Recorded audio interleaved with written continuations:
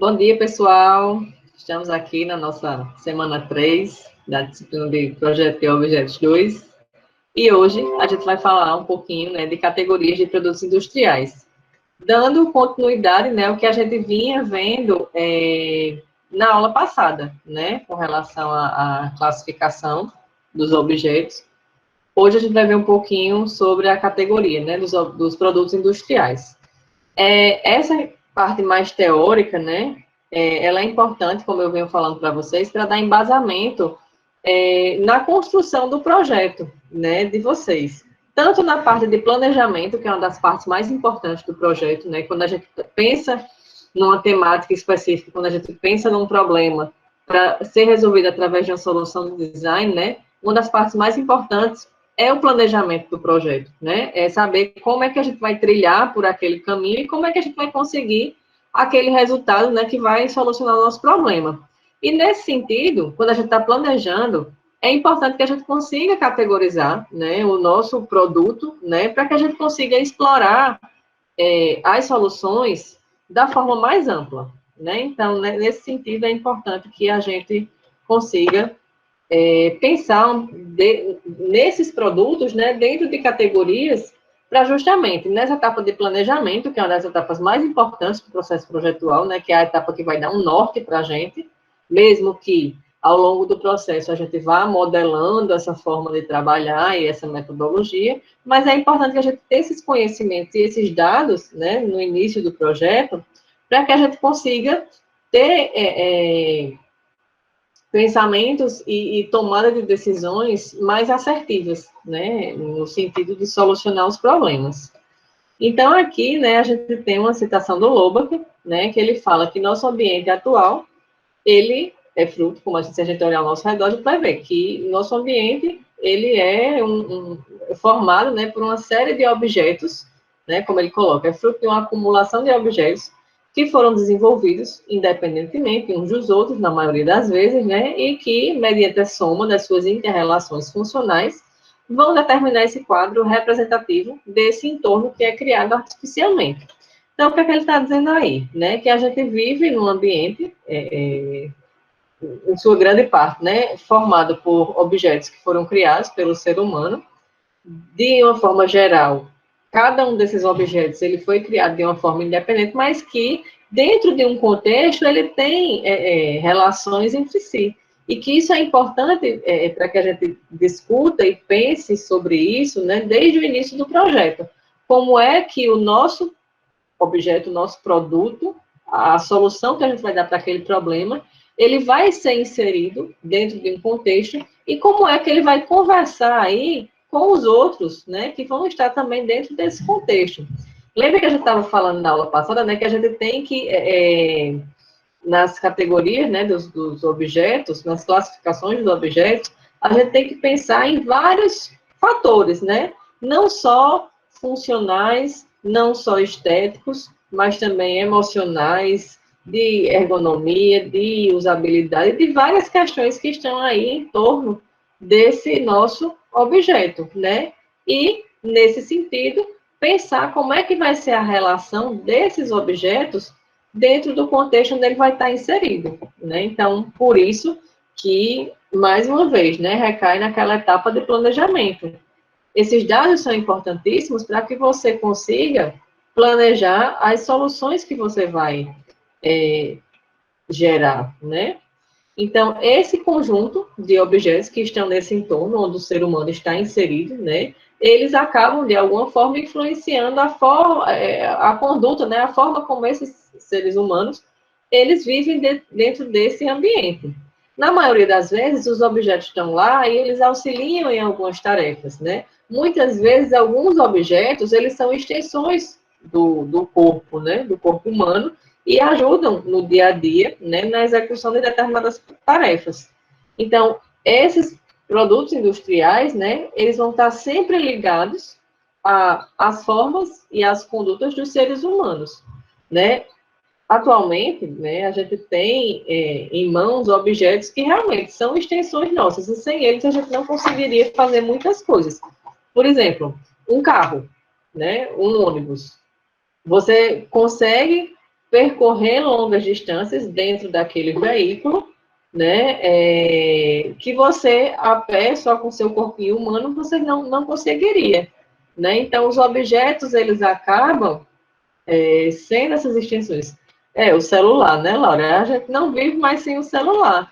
E os celulares, eles acabam executando tarefas que antes, né, a gente nem imaginava fazer. Por exemplo, tem essa comunicação contínua a longa distância, né, realização de videochamadas, uma série de coisas. Então, os objetos que estão ao nosso redor, eles sempre vão estar, né, nesse sentido. Claro, lembra da função, das funções colocadas por Loback, né, que a gente comentou na aula passada. Claro, a gente tem que sempre ter um equilíbrio ali entre as funções, né? Mas, de uma forma geral, esses objetos vão estar lá para satisfazer necessidades e desejos, né, dos seres humanos. Então, em todo o campo da atividade de projeto, né, desse ambiente artificial, onde o ser humano está inserido, o designer, ele vai configurar esses objetos, e esses objetos, né, geralmente, eles são feitos para serem produzidos em massa, né, então, a produção industrial em massa. Mas, nem mesmo com essa delimitação que se tem, é possível precisar exatamente os conhecimentos e aptidões que um design industrial ele deve dominar para exercer a sua atividade. Isso vai acontecer com a maturidade que ele vai adquirir e o repertório que ele vai adquirir ao longo do processo, e também a expertise que ele vai adquirindo, né, ao longo das sucessivas resoluções aí de problema que ele vai adquirir para dominar esse exercício da atividade e saber quais são os melhores caminhos a serem trilhados, tá? Então, um passo a mais na direção desse ponto de vista diferenciado, né, está diretamente ligado à divisão desses produtos industriais em categorias. E essas categorias, né, distintas desses objetos, elas vão corresponder a solicitações distintas do projeto. Ou seja, dependendo de onde o seu produto, né, ele vai estar categorizado, isso vai estar diretamente ligado às decisões que você vai tomar durante o processo projetual, certo? De uma forma bem geral, essa divisão dos produtos, né, a gente vê até na escola, que é em bens de consumo e bens de capital, né? Mas só que para o design essa não seria uma divisão assim tão útil, né? Porque é uma coisa muito abrangente. Se a gente for olhar de uma forma mais atenta, né, todos os produtos industriais, eles são bens de consumo, né, que em um determinado momento eles se tornam propriedade do usuário, são utilizados por esse usuário e mais tarde são descartados, quando o produto ele sai do ciclo de consumo, né. Mas, contudo, porém, todos os produtos industriais, eles também são bens de capital, né, já que para cada produto colocado no mercado, foi investido dinheiro antes da sua posse pelo usuário, né? Então, essa visão, né, dessa divisão só em bens de consumo e bens de capital, acaba sendo inadequada e incompleta, né, para que sejam feitos estudos a respeito da problemática dessa configuração dos produtos e que essas questões vão estar diretamente ligadas à solução que você vai gerar, né? Então, aqui no slide, né, tem até umas questões que o Loback colocou, né, relacionadas a que tipo de conhecimento e adaptações e aptidões deve possuir um configurador, né, desse entorno artificial. Ou seja, o que é que o designer tem que saber para saber o que projetar e como projetar para esse entorno artificial onde o ser humano está inserido, né? E a gente vê que a resposta não é uma resposta única, mas sim uma resposta múltipla e multiplicada, já que uma pergunta sobre um tema tão complexo só pode ser respondida a partir de um ponto de vista para cada caso.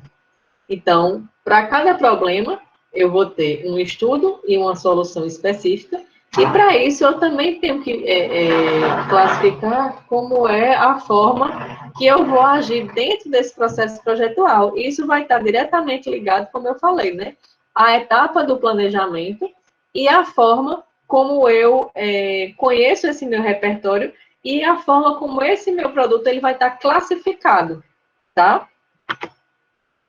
Então, um ponto de partida básico para efetuar essa classificação do produto industrial, né, é a gente atentar para o fato de que esses produtos, eles possuem funções específicas que são exercidas durante o ciclo de consumo, certo? Então, para isso, a gente tem que analisar o objeto, né, que a gente vai classificar, de uma forma bem atenta. Então, é importante a gente observar, né, a intensidade e o tipo de interação que existe entre esse produto industrial e o usuário, especialmente durante o seu uso, certo? Então, aqui, ó, eu coloquei algumas questões que são importantes observar nessa observação mais atenta para que vocês consigam fazer essa classificação do produto de vocês, né? Então, é importante observar como é que ocorre o processo de uso, certo? O que significa o produto para o usuário e que valor esse produto tem para esse usuário, quantas pessoas diferentes utilizam o produto e se o produto é utilizado de forma particular, como, por exemplo, utensílios domésticos, ou propriedade coletiva, no caso de equipamentos urbanos. Por que que é importante eu atentar para essas questões? E também é importante observar que para essa observação e análise mais aprofundada, existe uma série de ferramentas, algumas das quais eu sei que vocês até já conhecem, por exemplo, análise da tarefa, storytelling, um dia na vida, enfim, são inúmeras ferramentas que vocês conseguem lançar a mão para conseguir fazer essa análise mais aprofundada. E sobre essa questão de você observar atentamente se esse objeto ele é utilizado de forma particular ou de forma pública, vai recair sobre diversas questões do seu produto em si, né? Lembra que a gente estava falando na aula passada, né? Seria diferente fazer um objeto que fosse para uso público, né? Pela estrutura, pelo material, pela resistência, por uma série de questões, do que um material que fosse inserido na sua residência. Né? Ele vai ter uma configuração completamente diferente, de estilo, de forma, de uso mesmo, de tipo de material que você vai colocar. Então, quando você observa esse produto, né, dentro do contexto, você consegue já imaginar e ter ideia de uma série de decisões projetuais que você vai tomar que vão trazer características que vão ser mais adequadas ao seu produto, certo? Então, considerando aqui essas relações, né, entre o usuário e o produto, a gente tem algumas categorias, certo? Que são os produtos de consumo, os produtos para uso individual, os produtos para uso de determinados grupos e produtos para uso indireto, certo? Essas categorias, né, elas são consideradas de forma detalhada, de forma que ela vai estabelecer diferenças para a atividade do designer, ou seja, decisões que você vai tomar com base nessas informações para gerar a solução para o problema identificado, ou seja, para a concepção do seu produto, certo? Então, agora a gente vai ver de forma detalhada cada uma dessas categorias. Vocês já viram essa categorização de produtos industriais? Vocês já estudaram sobre isso? Me falem aí. Eu não lembro, não. Acho que eu abandonei a matéria da outra vez antes disso. Assim, a gente talvez tenha estudado, mas se eu aprendi, eu esqueci. Então a senhora vai ter que confirmar. Vocês são ótimos, né? Então, bora lá. Gente, só reiterando aqui, o que é importante, assim, esse conteúdo, claro, a gente está numa disciplina de projeto, a gente sabe que é uma coisa mais prática, né? Mas, tanto porque a gente está de forma remota, né? Tanto porque realmente é importante que vocês tenham essas informações, né? Na base do projeto, é importante que vocês consigam, como é que eu posso dizer? Aprender, né, sobre isso e consigam usar essas informações em prol de ajudar vocês nas decisões de projeto, certo? Lobach. Cadê? Vi agora no livro do Lobach. Eu vi agora no livro do Lobach da última aula. Essa classificação tá lá no livro do Lobo também. Tem outros autores, né? Que a gente acaba vendo também. Mas eu acho que no Lobo aqui ele tá bem didático, para que vocês vejam. Eu coloquei o livro do Lobo aqui para vocês no Moodle. Coloquei, né? Sim, a gente fez o glossário, acho que O glossário baseado nele, né? Isso. Gente, se vocês tiverem um tempinho, tá? Acho que é um livro que vale a pena vocês darem uma lida, porque traz muita informação legal. Essas primeiras aulas que eu estou dando, né, sobre classificação dos objetos industriais, sobre categoria dos objetos, foi tudo baseado lá no livro dele, porque eu acho que ele fala disso de uma forma bem didática e de uma forma a relacionar com a importância que isso vai ter na base do projeto de vocês, tá? E como isso vai influenciar também nessas, como eu falo, decisões projetuais, certo? Então, vamos continuar aqui com essa classificação dos produtos industriais, tá? Então, primeiro, né, os produtos de consumo, que são aqueles que deixam de existir depois que você utiliza, né? O produto de consumo, ele vai se distinguir, né, a característica dele, é porque ele deixa de existir quando ele é consumido, né? Então, são produtos típicos de consumo, os produtos alimentícios, né, que satisfazem a necessidade básica do homem, que é a alimentação, e que quando você consome ele, né, basicamente, se acaba. Outro exemplo, né, são os produtos de higiene pessoal, como creme dental, como sabonete, como produtos de limpeza, como desinfetantes, detergente, cera de polir carro, sei lá, um monte de coisa aí. Que são produtos efêmeros, né, mas que isso não impede que você preste atenção na sua configuração, certo? Como está aí no slide, são produtos não duráveis, aqueles que, após o uso ou usado por pouco tempo, eles vão deixar de existir. Alguns produtos alimentícios básicos, né, como fruta, legume, açúcar, sal, têm uma aparência natural e normalmente não serão configurados pelo homem, tá? Durante muito tempo, esses produtos eles foram embalados de uma forma mais simples, né, em sacolas como só a forma de sustentação mesmo, sem identificação. Mas com o passar do tempo, né, aumento da concorrência, fabricantes, distribuidores, né, desses produtos, eles começaram a dar mais atenção a esses produtos, né, e começaram a embalar esses produtos em menores quantidades, né, etiquetadas, com marca, com identificação e tal, de uma forma a diferenciar esses produtos, né, por exemplo, numa prateleira de supermercado. E isso resultou no aparecimento de produtos de marca, mudando a relação desse produto com o consumidor. Então, apesar de ser um produto que ele vai se acabar com o consumo, existe toda uma preocupação na configuração desse objeto, desse produto, né, para que ele seja inserido no mercado. Eu não sei se vocês já viram no supermercado. Faz tempo que eu não vejo, mas eu via mais antigamente. Geralmente a gente compra fruta, né? No mercado, quando a gente vai, tem lá várias frutas, a gente escolhe, coloca no saquinho e pesa, né?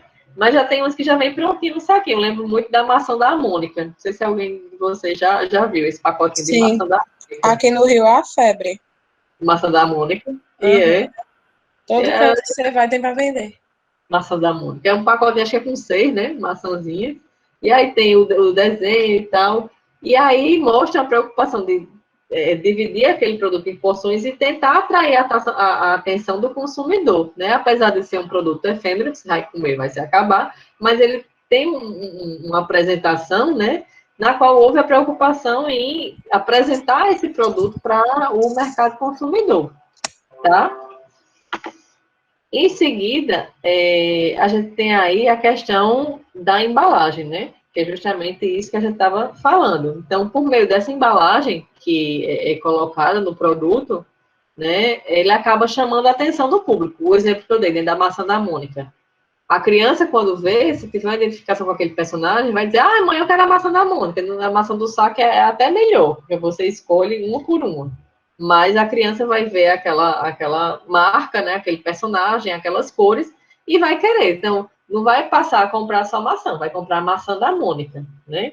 Então, a partir daí, desse sentido, né, ficou evidente que é economicamente importante, interessantíssimo para o produtor, né, investir nessa configuração da embalagem, porque isso vai fazer com que exista essa influência na decisão de compra do consumidor, né, apesar, como eu falei, apesar de ser um produto que vai se acabar, que antigamente era vendido assim como chama, né, a granel, esse pensamento sobre a apresentação do produto, né, sobre essa apresentação mais atraente por meio desses aspectos estéticos, né, é uma das tarefas do designer e é importante para que o produto ele consiga ser inserido da melhor forma no mercado, né, e o design de embalagem, né, que é uma área que eu acho bem interessante, pois ela une design de produto e design gráfico, né, a gente vê que é uma questão importante. Eita, cliquei aqui sem querer.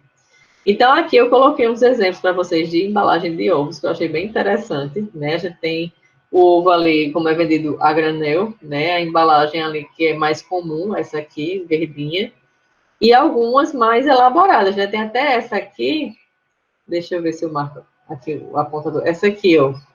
Você puxa uma cordinha aqui, e esse material, ele libera um elemento químico que aquece, e ele já cozinha o ovo aí dentro.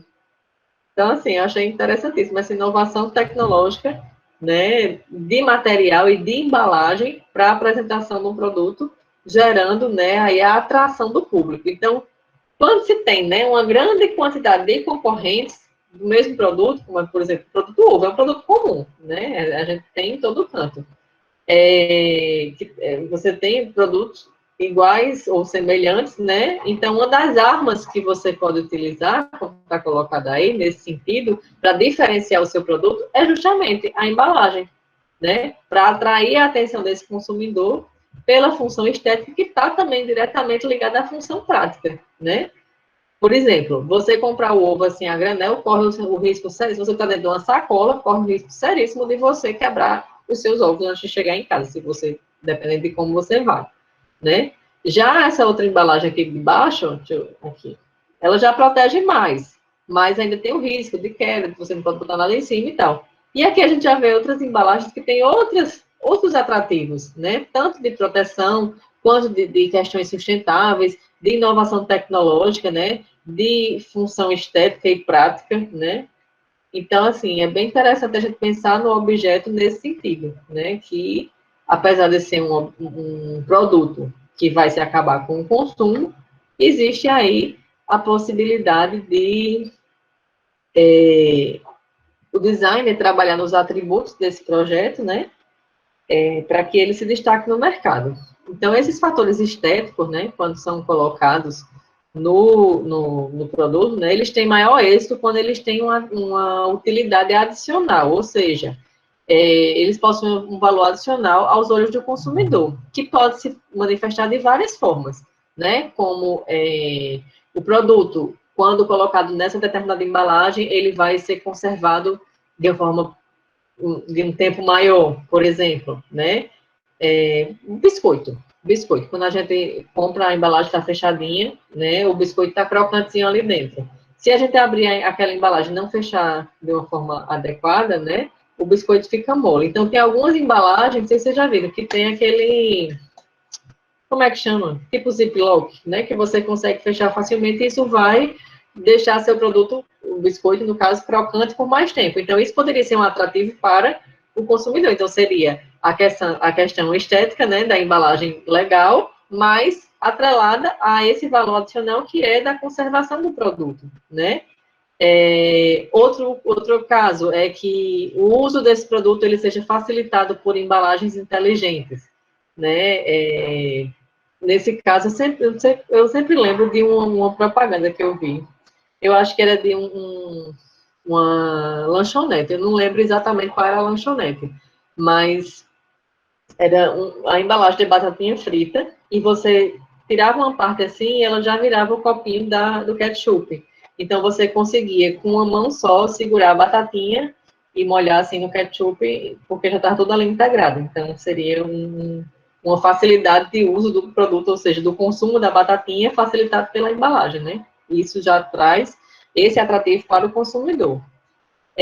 Outra questão que pode ser um atrativo para o consumidor nesse sentido, né, é que A embalagem, ela, hoje em dia, principalmente, que se tem cada vez mais essa preocupação com o meio ambiente, na hora do descarte da embalagem, que ela não faça, não cause danos ao meio ambiente, né? Isso é bem interessante.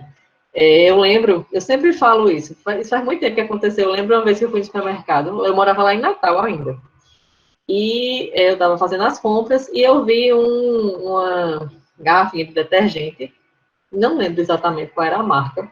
Eu sempre comprava de outra marca, o detergente, que era um que tinha alguma coisa que hidratava as mãos, né? E minha mão resseca muito com detergente, então eu vi essa vantagem no produto em si, eu comprava esse outro dessa outra marca. Aí nesse dia, eu fui no supermercado e vi essa era até um lançamento, essa nova embalagem, que tinha um tagzinho, era até com papel reciclado, e falava, né, dessa questão, que aquela embalagem tinha sido feita com a reciclagem de outras embalagens, por isso que ela era de uma corzinha diferente, e que ela causava tantos por cento menos de danos ao meio ambiente. E aquilo me atraiu naquele produto. Era mais caro? Era um pouquinho mais caro do que o que eu usava antes. Mas por essa questão de sustentabilidade, olha, caramba, que coisa legal, né? Eles estão pensando nessa embalagem para não ter danos, muitos danos aí para o meio ambiente. Eu acabei comprando esse outro detergente, apesar de ser mais caro, dessa outra marca. Eu nunca mais vi esse detergente para vender. Inclusive porque agora eu passei a comprar daqueles que vêm de quantidade maior, né? Que você acaba reduzindo também a quantidade de plástico aí no meio ambiente. Mas eu achei uma proposta interessante na época, né? Isso foi, eu acho que 2012, tem uns anos aí já. Né? Eu sei que cada vez mais está sendo colocada nas embalagens e nos produtos, mas eu lembro que na época isso foi assim, uma coisa que eu achei bem interessante, eu sempre dou esse exemplo. E nesse sentido, né, até falei de comprar detergente de 5 litros, eu acho, para ir enchendo uma garrafinha que eu tenho aqui, né, que são esses produtos que essa permita, né, esse uso de uma como é que eles chamam? Tem até um nomezinho que eles chamam, acho que é embalagem auxiliar.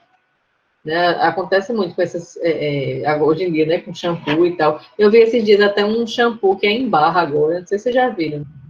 Ah, é muito legal mesmo, assim, eu fico encantada, assim, em ver, porque, assim, por ser designer de produto, né, quando eu vejo algum produto, assim, no mercado que tem esses diferenciais, eu fico pensando, como foi o processo projetual que essa pessoa pensou para chegar até aqui? Fico imaginando, fico delirando, né? Qual foi a ferramenta que foi usada? Não sei o quê. E isso é bem interessante a gente pensar, porque, principalmente quando você trabalha com projeto, né? Isso serve como embasamento, né? Para que a gente consiga adquirir esse repertório para lidar com os projetos a seguir. Eu acho isso bem interessante. Por exemplo, tem aqui, né? Eu coloquei até esse exemplo. Eu não vi essa pasta eco-friendly para vender, ainda só achei na internet.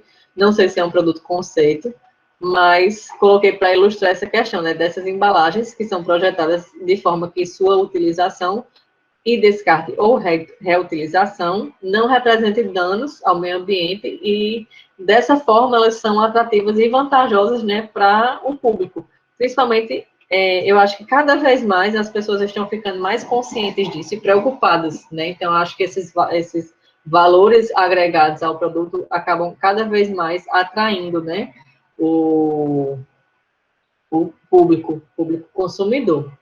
Outros exemplos, né? Por exemplo, o café. Café é uma coisa que, se a gente não conservar fechadinho, né, ele vai perder aquele aroma e tal. Então, quando ele é embalado em latas, vidros ou embalagens plásticas, né, eles vão conservar melhor o aroma, né? A mesma coisa, outros produtos que a gente pode pensar aí. Eu sempre gosto de falar exemplo que acontece comigo, né? Porque eu acabo pensando muito sobre essas questões de produto. Acho que foi antes de começar a pandemia, há um ano e pouco atrás, abriu lá no Shopping Park, um quiosquezinho de chá. Vocês viram? Vocês chegaram a ver? Eu não lembro o nome. Eu não vi, não adulto lá. Monoclé, é um nome assim, é um nome estranho. Não decorei esse nome, não. Esse nome, inclusive, precisa passar por um processo de naming, porque ele não teve uma boa, né, como é que eu posso dizer? Eu não consegui nem memorizar o nome, né? Mas, enfim, o quiosquezinho lá é lindo, todo organizadinho. E, assim, eu gosto de chá, mas não gostava tanto, né? Só que lá eles apresentam um conceito totalmente diferente, que tem os difusores e tem uma xícara especial e tal. E aí eles vendem o refil no sachêzinho, né? Só que eles vendem também a latinha. E a latinha, além de conservar o aroma, né, do chá e o sabor e tal, ela é linda, serve para decoração. Com a latinha custava mais o consumidor, designer, faz o quê? Vai lá e compra a lata, né?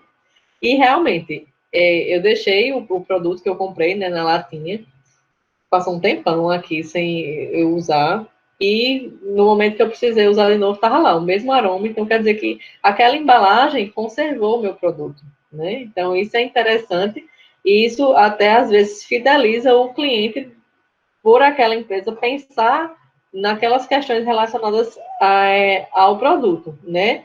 E também das questões que de sustentabilidade ligado com aquilo, né? Porque você vai estar, você comprando um refil, você acaba não comprando sempre aquelas outras embalagens que podem causar danos ao meio ambiente, né? E outras embalagens também, gente, eu não sei se acontece na casa de vocês, na minha acontece, é que elas são embalagens que são reutilizadas para outras finalidades quando você acaba o uso daquele produto. Quem aí não tem um copinho de requeijão? Então, um pote de sorvete para guardar feijão, um copo de requeijão, né, para tomar água. Inclusive, eu adoro o copinho de requeijão, porque eu acho que ele tem um tamanho que ele conserva ali a aguinha gelada. Mesma coisa para a cerveja. Um copinho de extrato de tomate, quem nunca, né? Pote de sorvete, enfim. Balde de tinta que vira lixeiro, como aqui em casa, temos um belíssimo balde de tinta, que eu pintei, inclusive, ele de prateado, e ele ficou belíssimo, e ele é meu lixeiro ali de fora. Então, assim, são produtos também que acabam virando outros para uso, e isso acaba, às vezes, né, também atraindo a atenção do consumidor, Para porque já... você ver, o consumidor, o consumidor do século XXI tem uma batedeira, kit sei lá quem, de não sei quantas mil utilidades, mas não descarta o balde de tinta, reutiliza, Se der tempo, eu pinta vou para dar buscar uma personalidade e usa como lixeiro. É sobre isso. sobre isso, né? Difícil de entender. Se der tempo, eu vou lá fora buscar, só para vocês verem como ele ficou limpo, pintado de prateado. E pense num lixeiro bom, que ele tem a boca assim bem larga, menino, é ótimo. Melhor lixeiro aqui de casa é esse, viu? Temos um pé de ventilador, né? Então, coisas que acontecem aqui na minha residência que eu gosto de dar como exemplo. Então, além dessa questão da embalagem, né, que é um atrativo que você dá para o seu produto dentro do mercado, né, amplamente concorrido, você também tem a capacidade, como designer, na sua atividade de design, né, de trabalhar na configuração do produto em si, né, do produto de consumo em si, de forma que você pode, além de melhorar a apresentação do produto através das embalagens, você pode melhorar as características no próprio consumo desses produtos, né? Então, esses produtos, né, que eles têm essa característica de serem produtos efêmeros, né, que deixam de existir quando consumidos, a melhoria deles em si tem sido cada vez mais uma preocupação de quem os produz, né? Então, eu coloquei aí como exemplo, eu acho que um dos mais próximos da gente, um dos mais próximos que a gente tem, né, que é o exemplo da configuração da massa de macarrão, né? Aqui tem até um exemplo do designer italiano, Giorgetto Giugiaro, acho que é assim que fala, não sei. Mas é um macarrão que ele foi pensado com um propósito, tem até aí o projeto, o desenho técnico do macarrão, minha gente, eu acho essa coisa fantástica, que ele tem o propósito de absorver uma maior quantidade de molho. E também de você ter uma degustação melhor no momento que você está experimentando, consumindo a massa, num equilíbrio com uma quantidade correta de molho, né? Porque o que acontece? Às vezes você tem lá um macarrão, que é aquele fininho, a gente coloca o molho por cima e dependendo da consistência do molho, o molho vai todo para baixo, né? Então a gente acaba comendo o macarrão com uma menor quantidade de molho. E esse aí não, ele foi pensado para que ele absorvesse uma maior quantidade de molho e assim melhorasse a experiência durante o consumo desse produto. Então, eu acho esse um exemplo bem interessante, né, da configuração do produto, que, devido ao seu desenho, ele permite essa maior quantidade de molho, tá? Vocês já tinham visto esse macarrão, que é projeto, tem até um projeto de Philip Stark, de Eu não tinha macarrão. visto isso, não. Vocês, Oxe, eu amo molho, quanto mais molho, melhor. não é? Tem vários outros produtos de consumo, assim, que são pensados para essa melhoria, né, dessa experiência. Você já comeram aquela batata Pringles? Aquela que vem num potinho, assim, comprido? Alguém já comeu daquela batata? Eu comi, tipo, umas 2 vezes e, apesar de gostar muito, ela custa R$ 15. Aí eu prefiro um tiro no pé, mas ela é Eu muito também gostosa. comi umas 2 vezes, mas gostei. Mas vocês sabem qual é, né?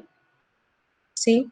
A batata. É aquela que encaixa na língua, a parte certinha que tem um gosto mais forte, é muito legal.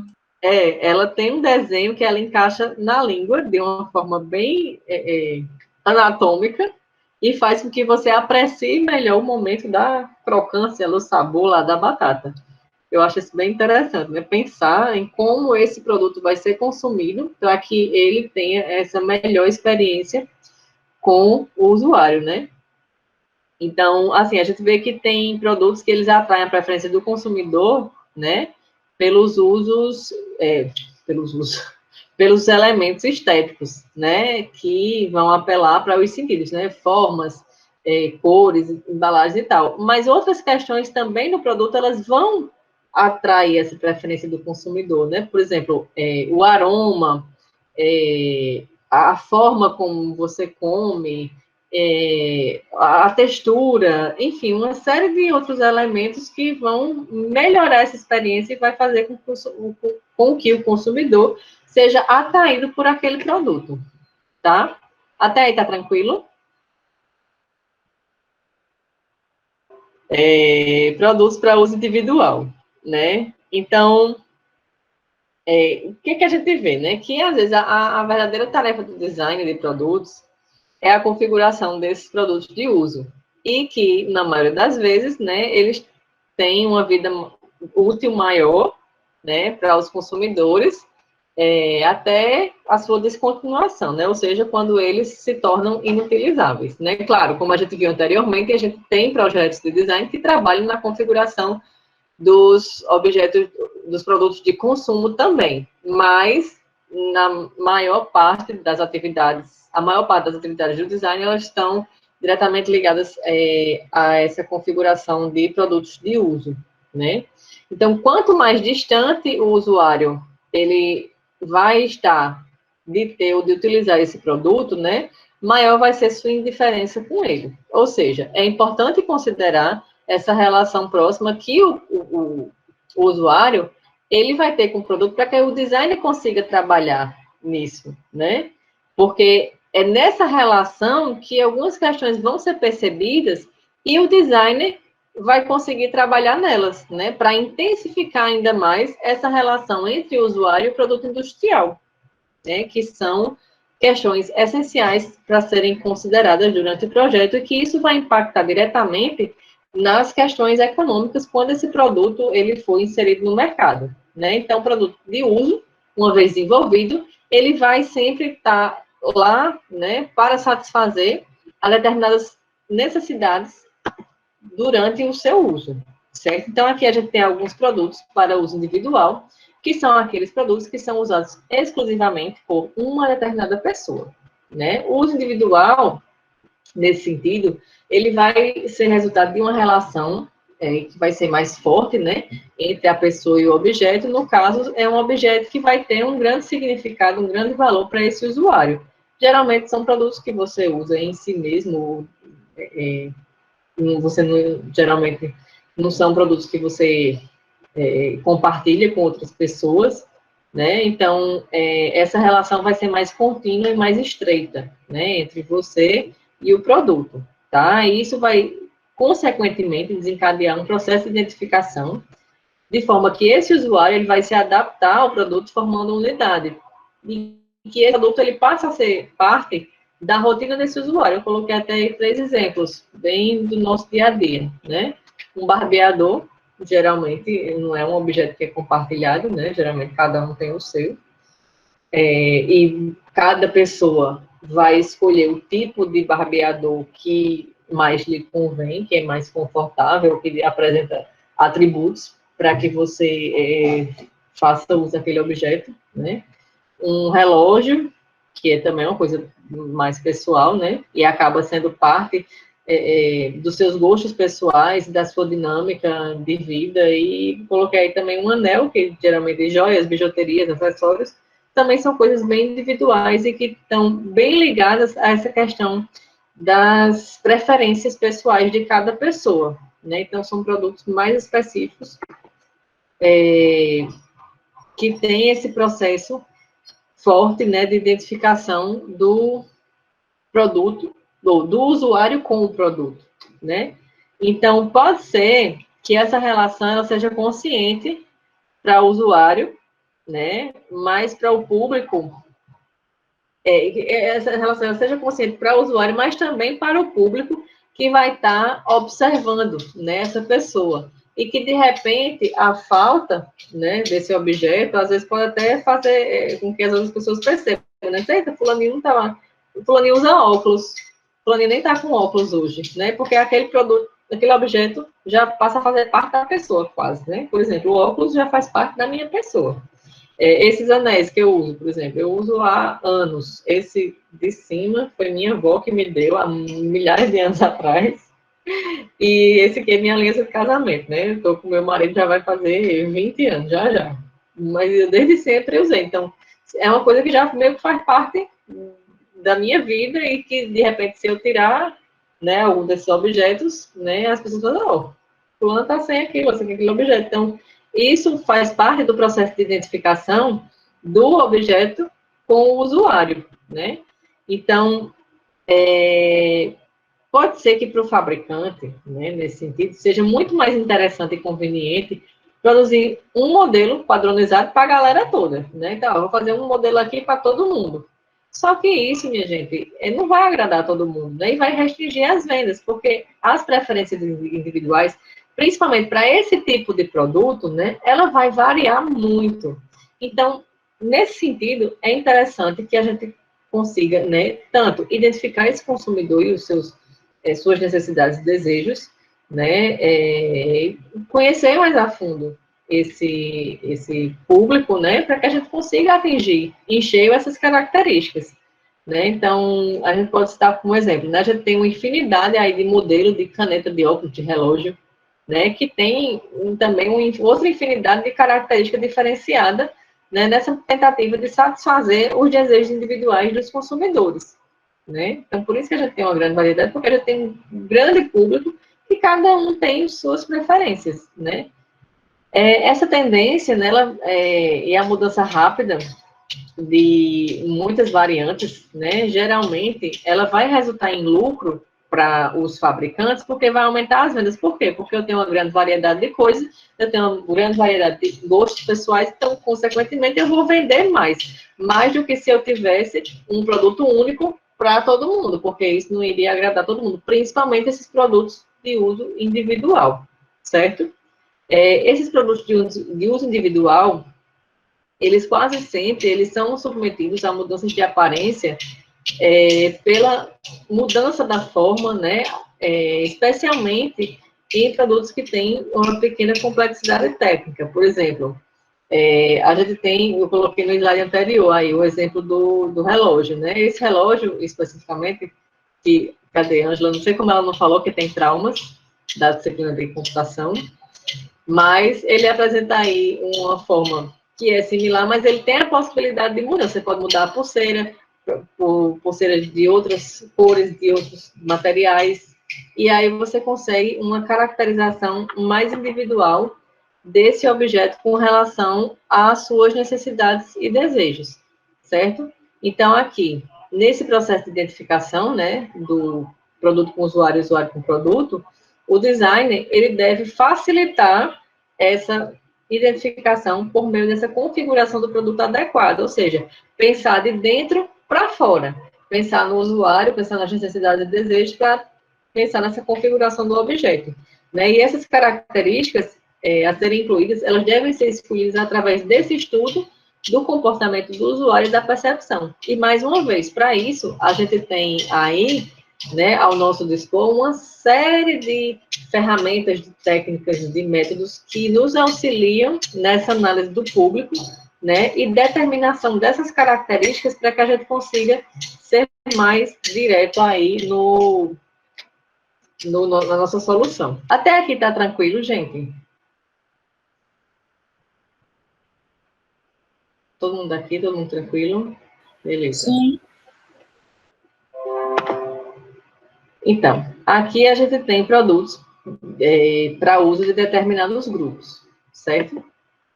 Então, produtos para determinados grupos são aqueles, né, que são utilizados por um pequeno grupo de pessoas que se conhecem, geralmente pessoas que moram no mesmo ambiente, né? Pessoas com a família, por exemplo.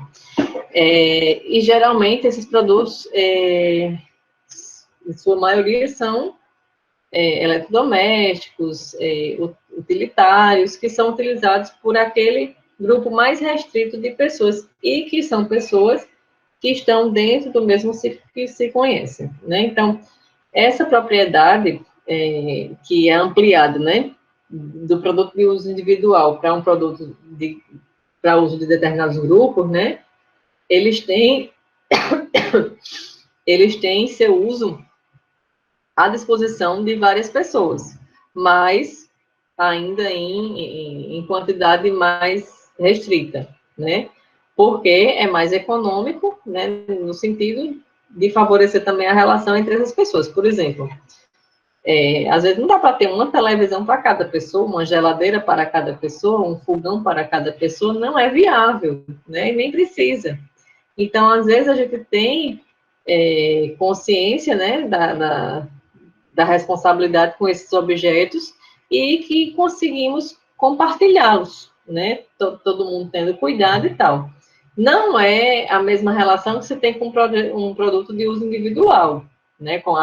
Você não vai ter com a geladeira a mesma relação, por exemplo, que você vai ter com óculos, né? Que você usa de forma mais próxima, mas você, mesmo assim, você tem cuidado com esse objeto, você, né, usa da forma correta e tal, e usa de forma compartilhada, né?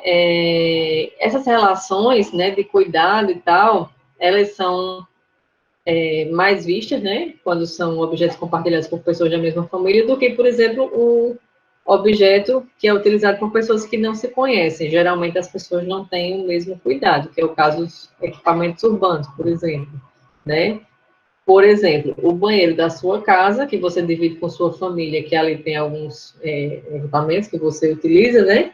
Ele é muito mais bem cuidado do que, por exemplo, um banheiro público, porque o banheiro público é usado por um monte de gente que não se conhece e as pessoas acabam não tendo esse apego, esse cuidado, como se tem com objeto, com espaços que são utilizados por grupos que se conhecem, né? Então, fica claro que esse tipo de configuração do produto, né, ele vai influenciar diretamente na conduta que esse usuário vai ter, né, na utilização desse objeto. Então, isso significa o quê para nós designers, né? Que a gente tem que abordar o problema do design e deve pesquisar amplamente também o comportamento dos futuros usuários. E isso vai estar diretamente ligado à classificação que a gente vai dar a esses objetos. Porque dependendo da classificação que esse objeto tenha, a gente vai ter em mente como é que ele vai ser utilizado, qual é mais ou menos o público que vai utilizar, se existe esse cuidado mais próximo ou se é uma coisa, né, mais pública, de um menor cuidado, e assim a gente vai conseguir dar a esse novo produto características necessárias, né, para que ele tenha o melhor uso, tá? Então, no caso de objetos para determinados grupos, segundo o Loback, né, não é viável a produção de muitas variantes do mesmo objeto, cabendo ao design encontrar uma solução que seja aceita pelo grupo de usuários. Então, não é o mesmo caso de objetos que têm características mais específicas para cada vez mais grupos menores de usuários, uma coisa mais individual. Aqui, nesse tipo de classificação de objeto, né, você tem que considerar que isso vai atender um público maior. Então, não é viável você ter um modelo de geladeira para cada pessoa, né? Então, o designer geralmente vai trabalhar, né, pensando em como agradar esse grupo maior de pessoas, né, considerando as necessidades gerais do grupo, do projeto, de forma que, no final, isso agrade a maioria desses usuários, né? Então, resumindo até agora, tá? Nos produtos industriais destinados ao uso individual, o designer deve respeitar as ideias e os desejos mais individuais. Nesse caso, né, a identificação do usuário com o produto é muito forte. E nos produtos utilizados por muitas pessoas, os indivíduos têm relações menos marcantes e a identificação é menor, e por isso, né, temos que atentar a questões que estão no projeto, como materiais e configuração, mas também a gente vai ver uma menor variedade de formas, de cores, de texturas, né, de modelos, do que a gente vê nos produtos industriais que são destinados ao uso individual, certo? Aqui a gente tem os objetos de uso indireto, tá? Que são aqueles que são ocultos, não são utilizados diretamente pelos consumidores, mas eles existem e são necessários, né, para várias atividades, né? E dentro dessa categoria, né, estão incluídos os produtos industriais, né, que são objetos que não são diretamente manipulados, utilizados pelos consumidores, mas que eles têm relação principalmente com a execução de atividades que são essenciais para a vida do usuário, né? Então, são produtos industriais, geralmente, né, objetos como transformador de energia, um motor, um rolamento de uma máquina, né?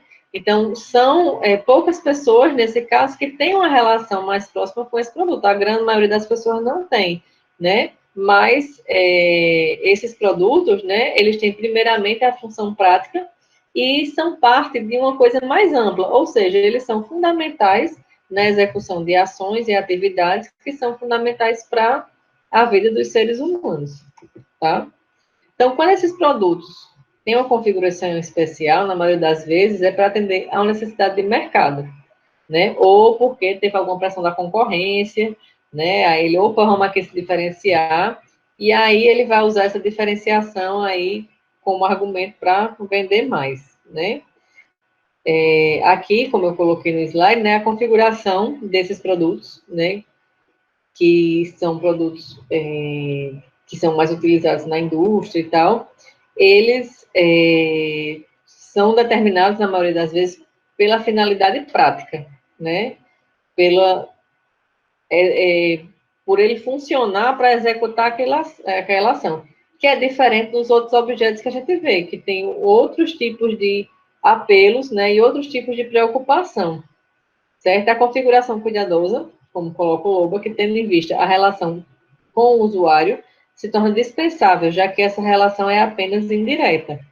Ou seja, um produto como esse, né, são poucas pessoas que vão ter contato com ele, então as características e as preocupações que se tem com esse produto geralmente são da ordem mais prática, né, diferente daqueles que a gente viu anteriormente, certo? Até aqui tá tranquilo? Certo. Vocês estão conseguindo pensar nessas classificações com relação ao produto que vocês estão pensando em projetar? Isso é importante.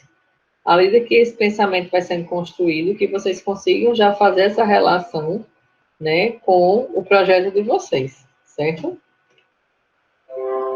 Então, aqui a gente tem a classificação dos produtos com base no tipo de consumo que esses produtos eles vão ter, tá? Então, a gente tem aí produtos de conveniência, produtos de compras comparadas, produtos especiais e produtos que não são muito procurados. Então, dentro dessa classificação, né, em produtos de consumo, a gente tem os produtos de conveniência, que são produtos que o consumidor compra com frequência, que geralmente tem um valor, né, monetário mais baixo, então por isso você não precisa fazer tanta comparação, né, com os outros, e isso não requer de você um grande esforço de compra, porque são produtos que você compra aí no seu dia a dia. Então, geralmente são produtos de consumo que são de conveniência, né, esses produtos de primeira necessidade, que são produtos que são comprados com uma certa regularidade que você tem dental, shampoo, produtos de consumo em si.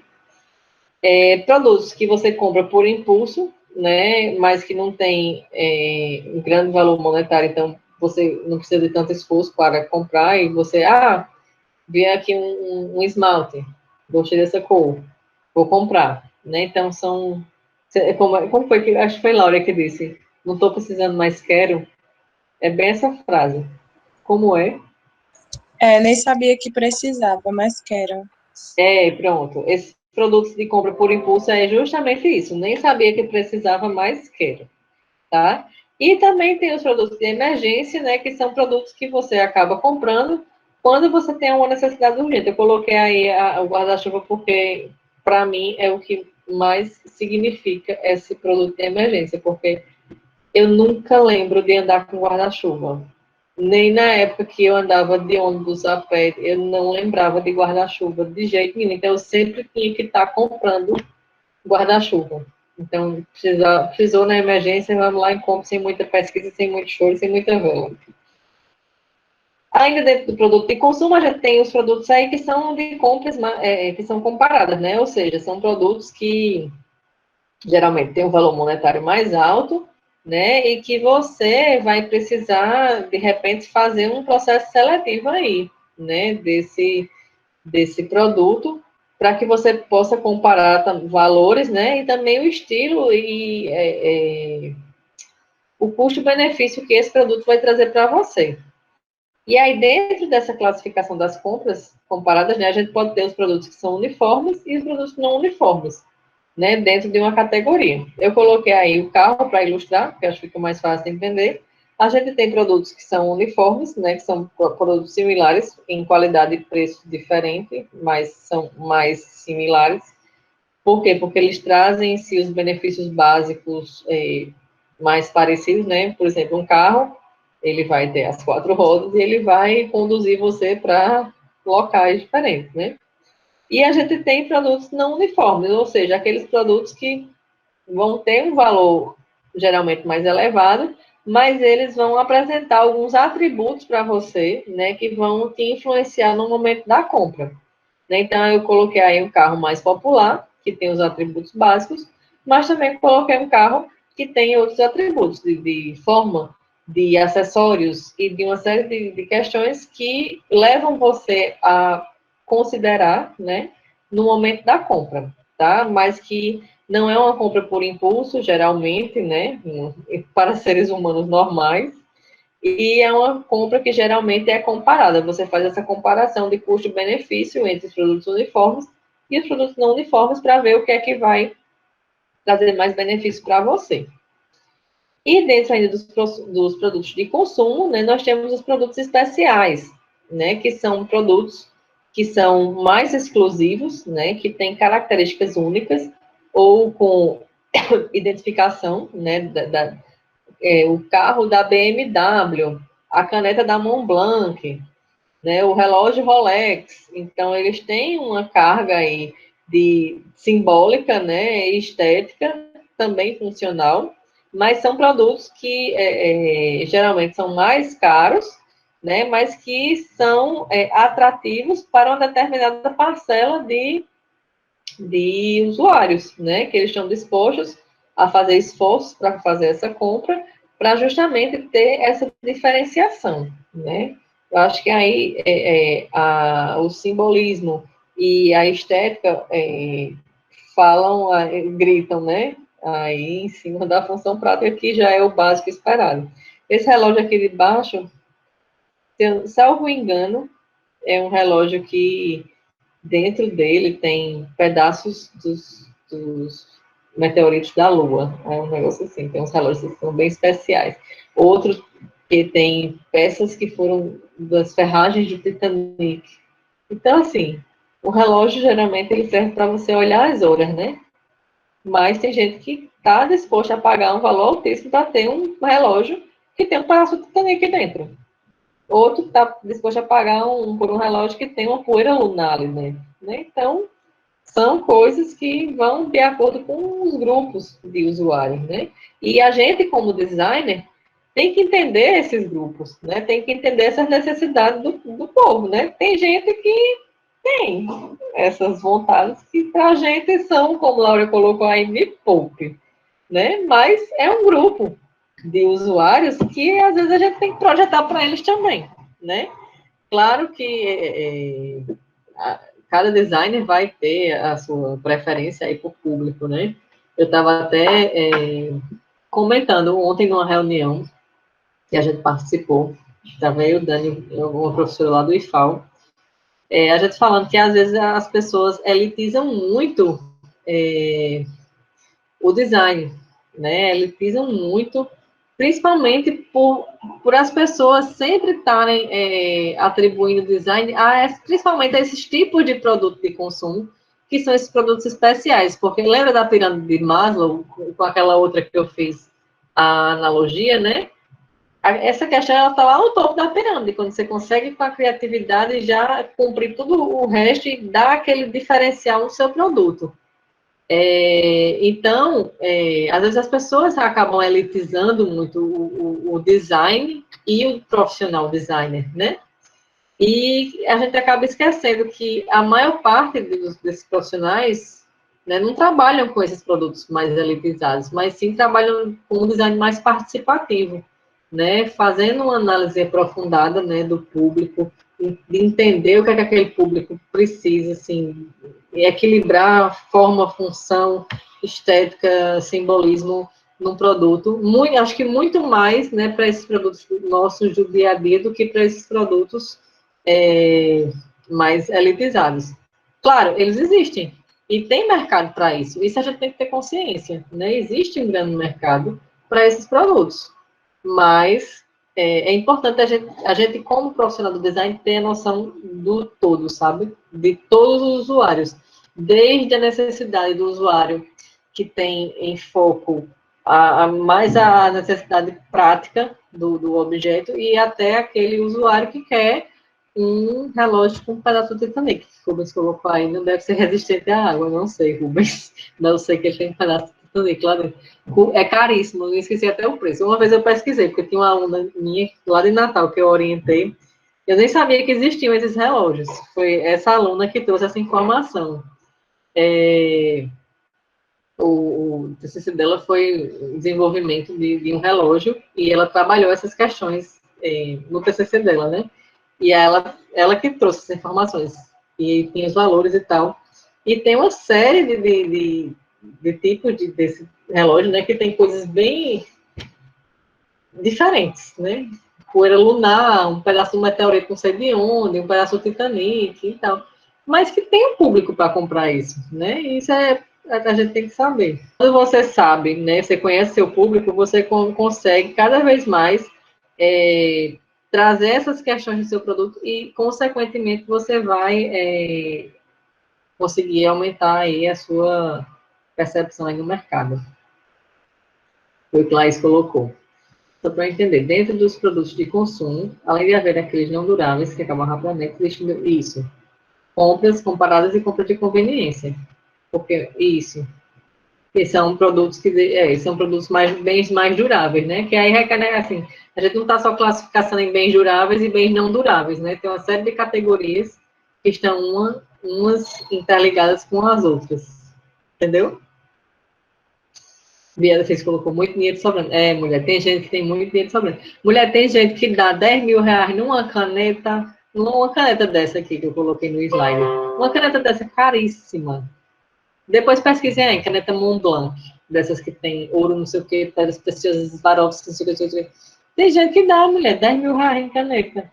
Né? A gente compra aqui a nossa Bic, né, mesmo. Eu já me acho tão chique porque eu tenho uma nanquim. Olha. Eu já estou me achando o pacote da bolacha creme crack aqui, porque eu tenho uma nanquim e os produtos de consumo, que são também produtos que estão dentro da categoria de consumo, mas que são produtos que não são muito procurados, né? São produtos, às vezes, meio esquisitinhos, né? São produtos que os consumidores, às vezes, não conhecem, né?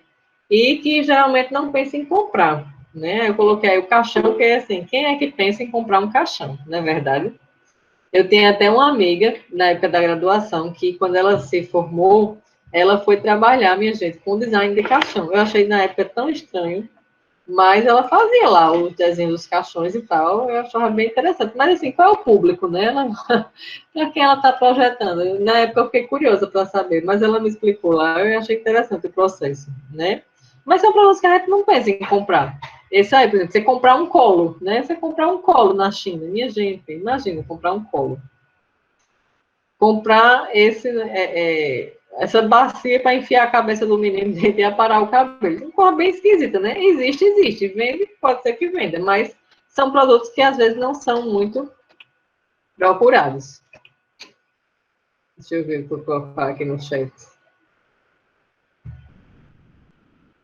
Esse parceiro teria interesse. Tem o caixão da Frozen. Minha gente, sério? Tem caixão da Frozen? Aff, que mórbido. Meu Deus do céu. A paradinha para cortar o cabelo. Menina, eu achei tão esquisito também isso. Mas, assim, se você pesquisar na internet, né, você vai, principalmente nesses sites chineses, são campeões de você encontrar esses produtos de consumo, né, que são geralmente desconhecidos pelo público, né, ou que as pessoas geralmente não pensam em comprar, e que vai, às vezes, estar atrelado àquele produto, né? Não sabia que precisava, mas quero. Porque você vê, por exemplo, acho que vocês nunca tinham visto um produto desse, né? Comprar um colinho, né? Mas aí já vi interesses aí no chat de que querem adquirir um colinho. Bom, passando aqui adiante, a gente tem a hierarquia dos produtos, né? De forma que todo produto ele vai ser relacionado aos outros demais. Lembra como a gente falou no começo, né? Que até o Lobac coloca. A gente está inserido dentro de um contexto, né, artificial, na maior parte das vezes, que é composto por esses vários elementos, esses vários objetos, que eles acabam tendo uma relação entre si, eles conversam entre si, né? Então, e também eles fazem parte do nosso dia a dia, no auxílio da execução de atividades, muitas vezes sendo extensões aí do nosso corpo, né? E é importante que a gente consiga ver a hierarquia desses produtos, né? Que elas vão abordar desde as necessidades básicas até chegar a itens particulares que são responsáveis pela satisfação de necessidades e desejos dos consumidores, certo? Então, a gente tem aí, né, como seria essa hierarquia do produto, tá? Eu vou explicar item a item, certo? E a gente vai ver cada um deles, tá? Aqui a gente tem a família de necessidades como uma hierarquia mais alta, né? É como se fosse afunilando, sabe? Família de necessidades, a gente tem família de produtos, classe de produtos, linha de produto, tipo de produto e item de produto, certo? E essa classificação a gente vai ver ela de forma mais detalhada, certo?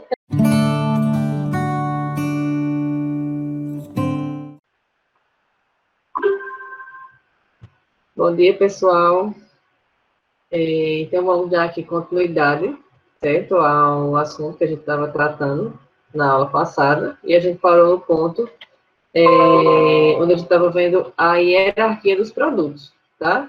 Anteriormente, a gente tinha visto, né, alguns tipos de produto e como era feita essa classificação, vimos alguns exemplos, tá, da classificação dos produtos e como isso pode interferir, né, na tomada de decisão de projeto, né, porque a partir dessa identificação dessas categorias, que vocês vão ter uma ideia geral, né, do que será esse seu produto, né, e como ele vai se portar diante do mercado.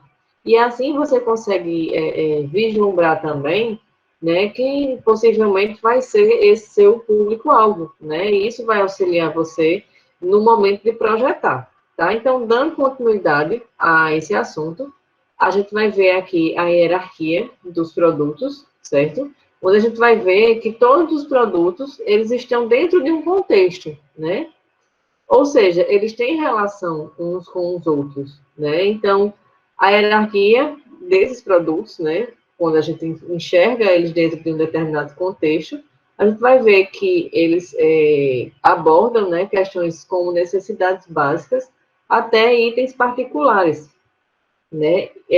Isso a gente pode relacionar com aquela outra temática que é relacionada a todo esse assunto que a gente está vendo, que é da pirâmide de necessidades, né? Então, quando a gente compara com o design, a gente pode ver também, né, a questão da consecução de alguns resultados por parte do produto, que vão desde a base, né, das necessidades básicas até o topo da pirâmide, onde isso seria relacionado a um maior diferencial desse produto, né, a itens mais particulares, como foi colocado aqui. Então, na hierarquia do produto, né, a gente tem algumas classificações também, certo? Como a família de necessidades, né, que seria o mais geral.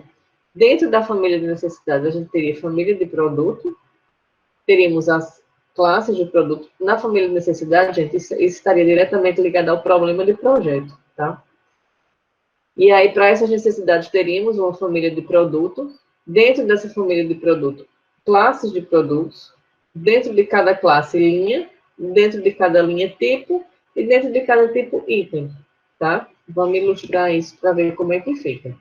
Então, eu tenho aqui a família de necessidade, né? De forma que a necessidade central, ela é quem vai sustentar essa família de produto. Por quê? Porque eu vou ter uma família de produto que vai atender a uma determinada necessidade, certo?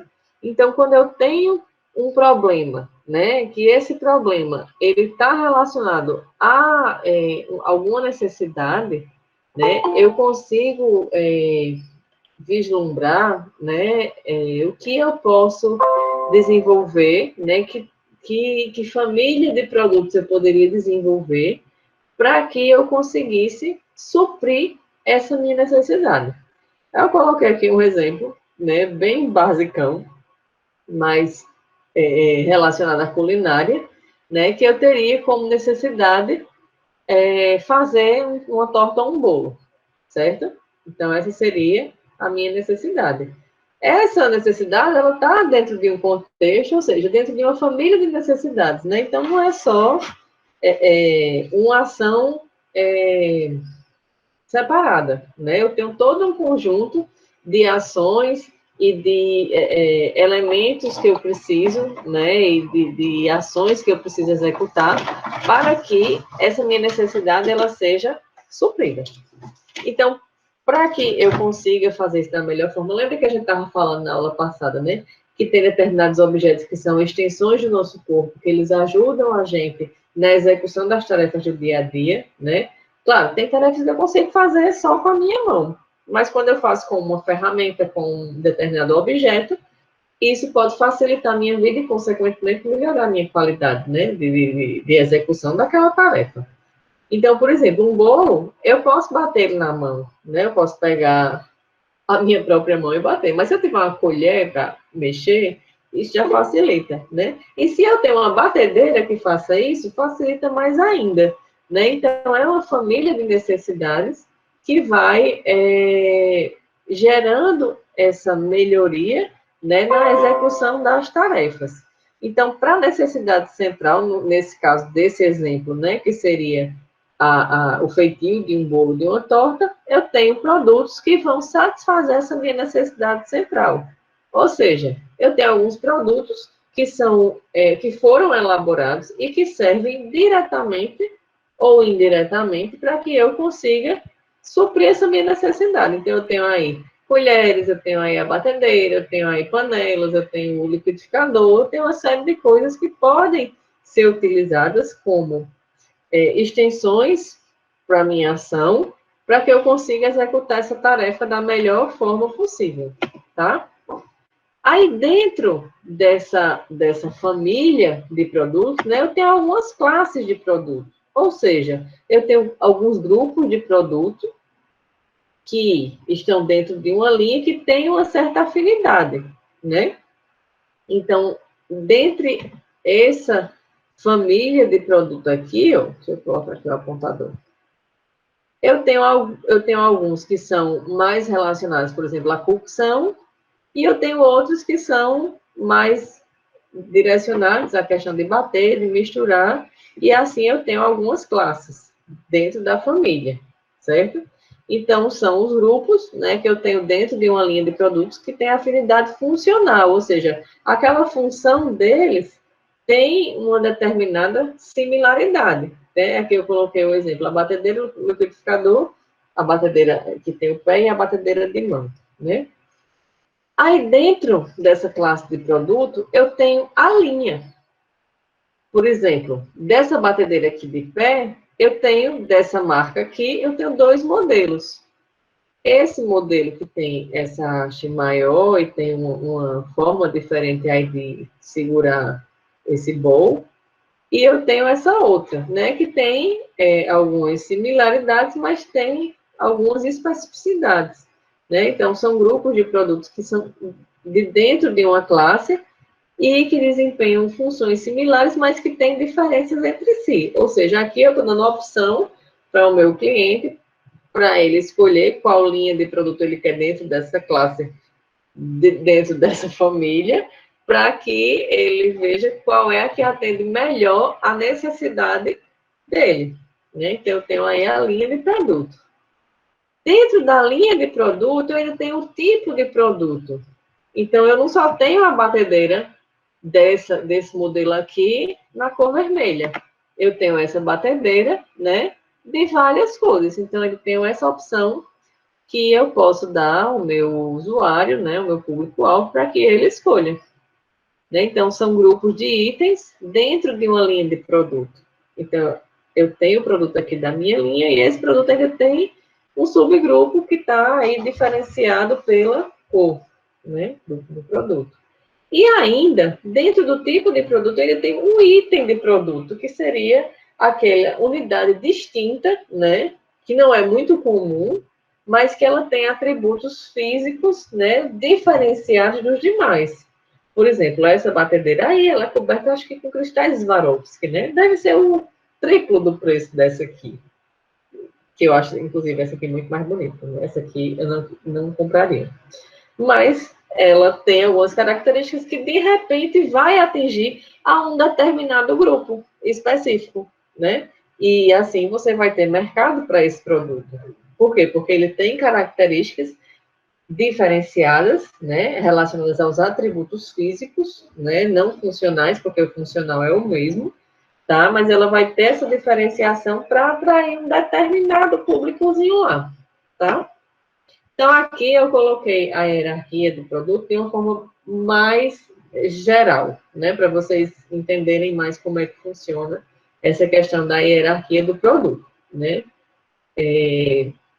Eu tenho a minha necessidade, por exemplo, tomar uma cerveja gelada, né? Então, essa seria a minha necessidade de base. Pode ter um refrigerante também, uma água de coco, o que vocês quiserem, tá? E aí, eu tenho a classe de produto que vai me ajudar nisso, que é o quê? Que é uma geladeira, né? A geladeira, ela tem a função de gelar e ela vai promover, né, benefícios e ações desculpa, e ações para que eu consiga suprir essa minha necessidade. Mas dentro dessa minha classe de produto, eu tenho uma linha de produto, ou seja, eu tenho um tipo de geladeira diferente, por exemplo, que ele tem ali um dispenser para água e gelo, né, que pode, de alguma forma, também me ajudar a suprir essa necessidade. E aí, dependendo, né, das minhas necessidades como consumidor, eu posso escolher, dentro dessa classe de produto, uma linha de produto, né? E dentro dessa linha ainda tem um item, né? Eu coloquei até em um projeto conceitual, né? De uma geladeira para ficar bem diferente, né? Essa geladeira aí seria como se fosse uma gosma gelada e você enfia aí as coisas dentro, né? Um projeto conceitual, mas é bem diferente para ilustrar essa questão do item de produto, né, que seria uma diferenciação aí no atributo físico, mas na base, né, a função seria o quê? Gelar, né, e aí eu poderia estar utilizando para satisfazer minha necessidade, certo? Então, vamos Ô, lá. prof, Oi, pode falar, Bia. eu tenho uma dúvida em relação à classe dos produtos. Ah, Por exemplo, no nosso caso, a gente vai lavar a máscara. isso. Aí eu posso colocar tudo que serve para lavar máscara, por exemplo, um tanque, uma máquina de lavar, tudo, ou eu tenho que escolher uma categoria?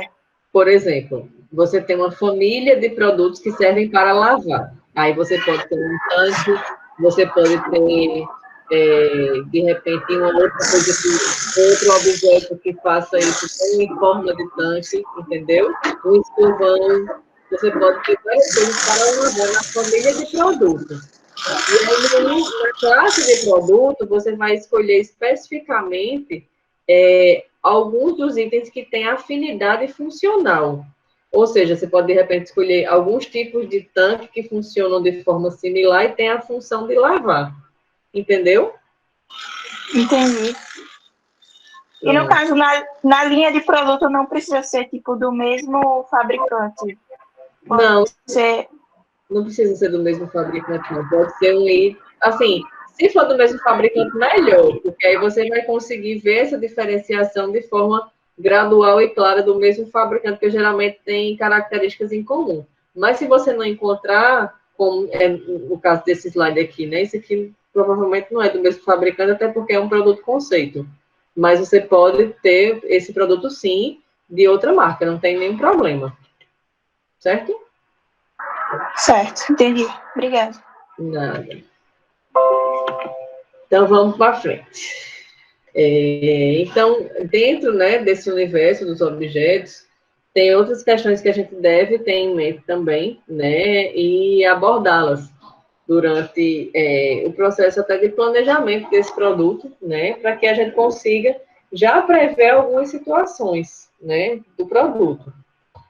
Então, com relação ao ciclo de vida do produto, né, é uma das técnicas que a gente tem aí em mãos, né, que a gente consegue, através dela, levantar o estágio do ciclo de vida, né, e ela serve para visualizar os produtos, né, que estão em que momento do mercado, ou seja, os produtos que estão na introdução, no crescimento, na maturidade ou no declínio, certo? Então, dessa forma, utilizando essa técnica, né, que você pode utilizá-la na fase ainda informativa, onde você está vendo produtos antecedentes, né, ao seu, você está fazendo essa análise com produtos similares, você fazendo a análise do ciclo de vida dos produtos que estão no mercado atualmente, você vai evitar desenvolver um produto, de repente, que ele está na obsolescência, né? E assim você vai tomar precauções, né, para também não estar entrando no momento errado do mercado, né? Então, é importante fazer esse tipo de análise também com relação ao ciclo de vida dos produtos que já estão lá, né? Então, em relação ao mercado, né, quando a gente pensa em inserir um produto no mercado, a gente sabe que existe um ciclo de vida para cada produto, né? Ou seja, existe o que se chama de introdução ou infância, né, que é quando o produto é inserido no mercado.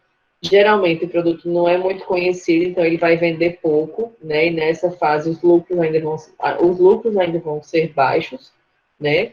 Mas com o passar do tempo e com a divulgação e a fidelização dos clientes, né, vai acontecer o que eles chamam de explosão ou crescimento, né, que seria crescimento dentro desse produto no mercado, que vai estar diretamente ligado às vendas e, consequentemente, ao aumento do lucro, né?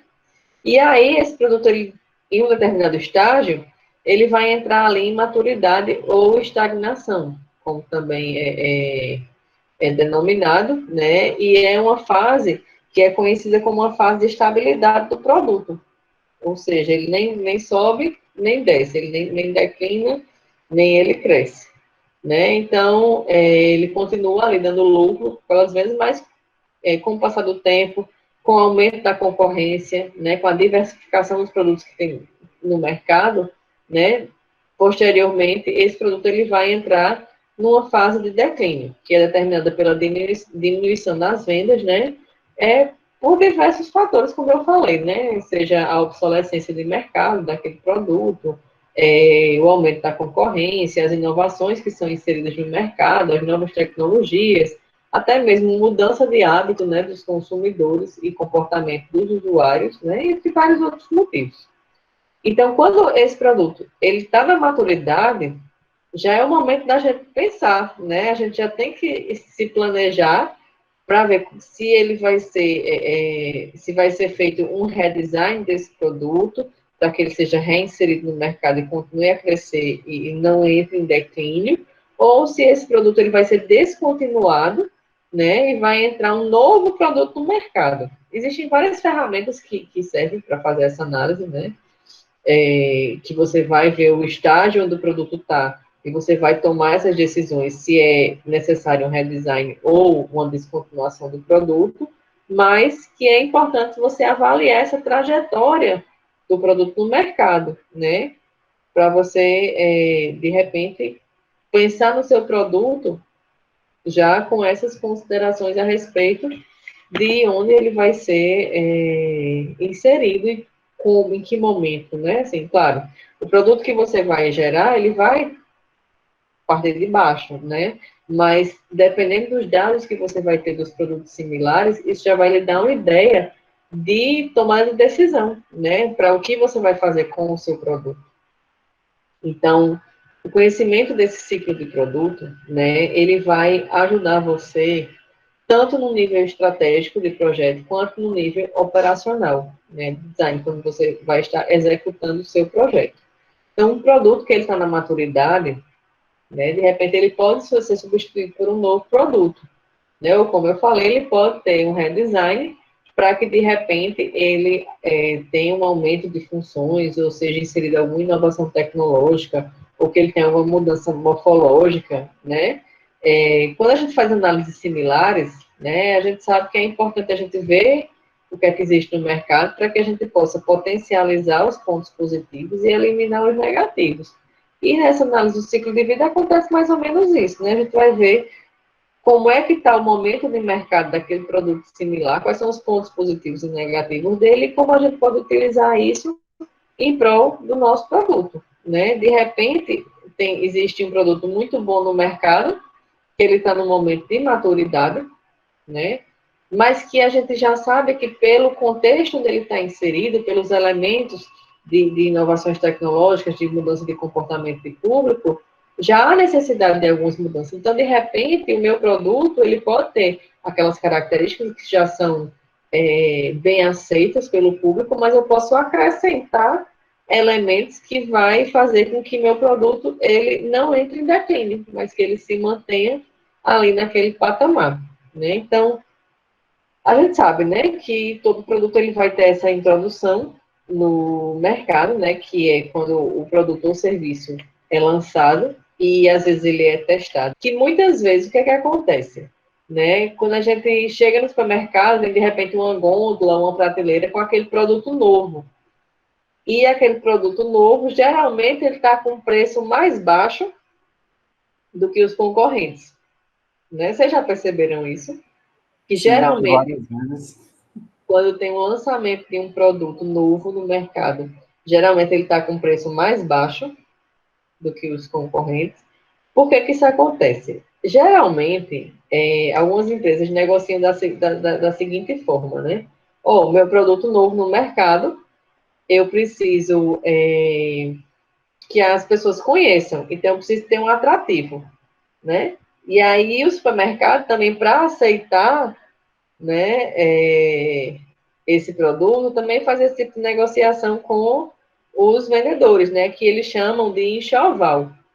Ou seja, o produto novo que vai ser colocado naquele espaço do mercado, ele entrega aquele produto por um valor bem mais baixo do que normalmente ele venderia. Para quê? Para que esse preço baixo atraia o consumidor esse consumidor leve o produto para casa para testar, de repente ele fideliza, mas aí quando ele voltar para o supermercado já vai estar no preço normal. Aí ele vai ter vários olhos, porque ele já gostou do produto, né? Mas agora já era, porque o produto já fidelizou ele. Entendeu? Então, isso é o que acontece geralmente com a inserção de novos produtos para o mercado. Por quê? Porque os fabricantes, né, e as indústrias, precisam que as pessoas testem. Ninguém vai comprar um produto caro, que não conhece, sem testar. As pessoas geralmente não fazem isso, né? Tem essa estratégia, né? Compre o produto, receba o dinheiro de volta em tanto tempo. E se você não gostar do produto, né, a gente devolve o seu dinheiro. Mas eu acho que é uma estratégia, assim, como é que eu posso falar? Não sei qual é a palavra que eu posso denominar, mas, tipo assim, a grande maioria das pessoas tem preguiça de estar indo atrás de, por exemplo, receber R$ 2 por uma pasta de dente de volta, né? Então, assim, eles têm, você, na hora que comprar, se eu não gostar, vou pedir meu dinheiro de volta, mas quantas pessoas no universo de muitas pessoas vai atrás do dinheiro de volta?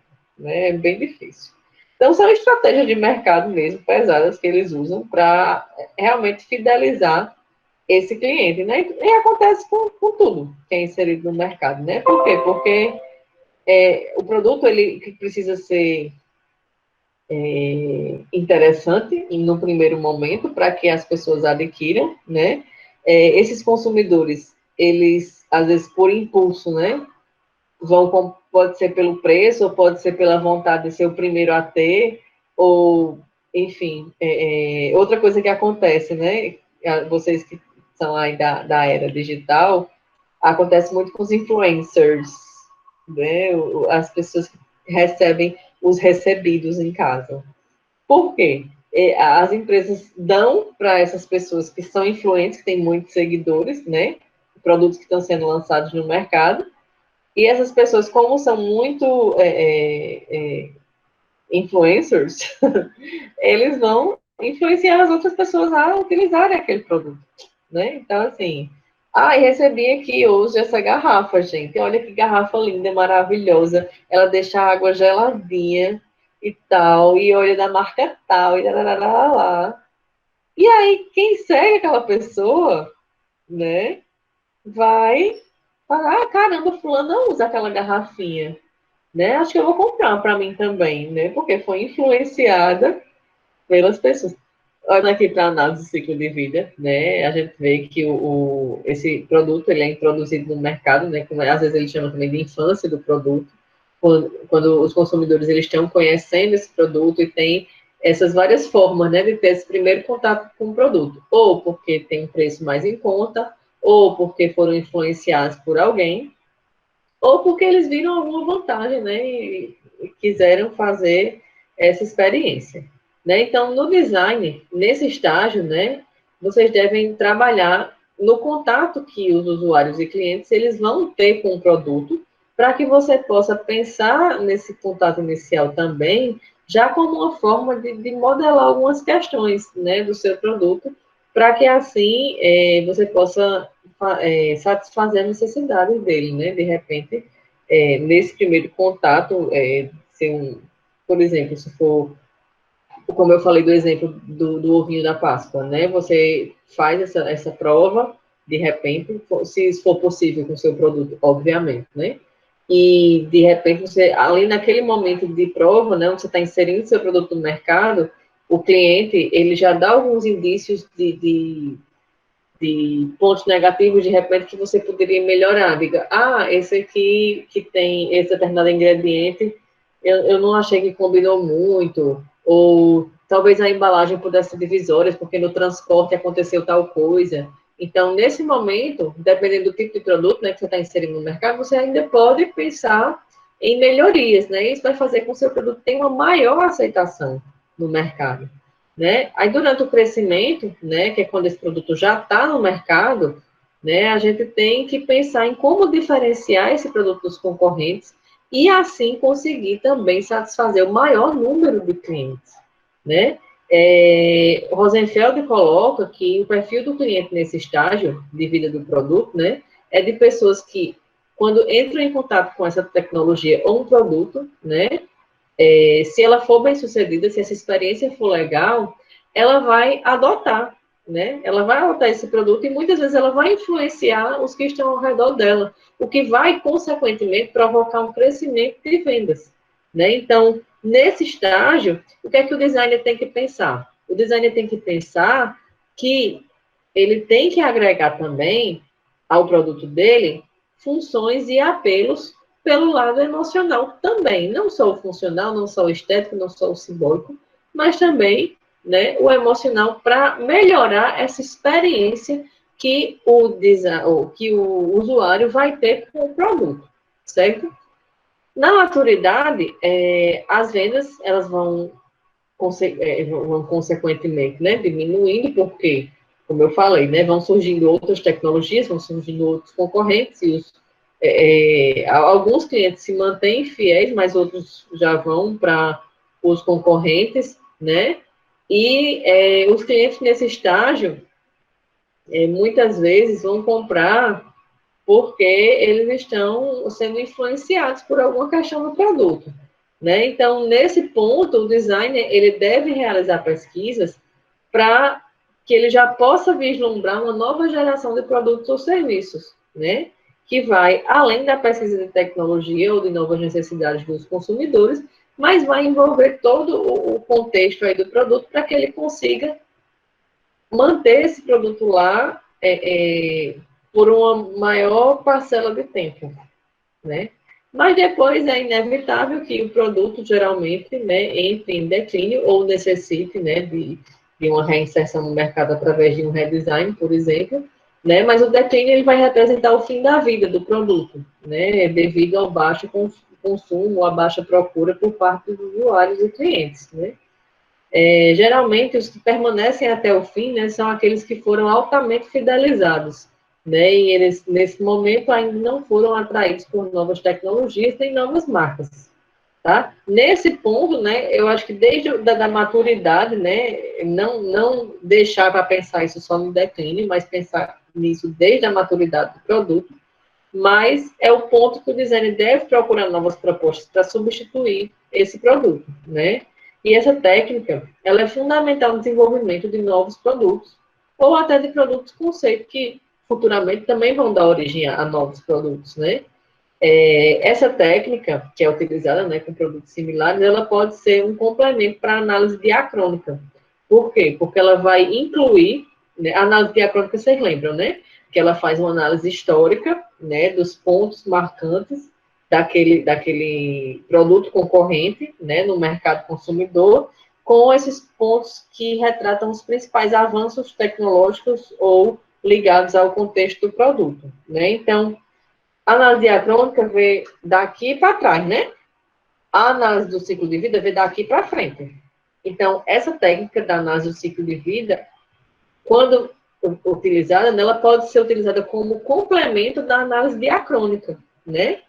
Porque ela vai incluir essa visão contemporânea, a visão do produto dentro do mercado atual, mas também uma visão de futuro, né? De pesquisa de necessidade com o público, e assim você vai conseguir ampliar a sua gama de dados para você criar, de repente, uma persona ou um cenário, né?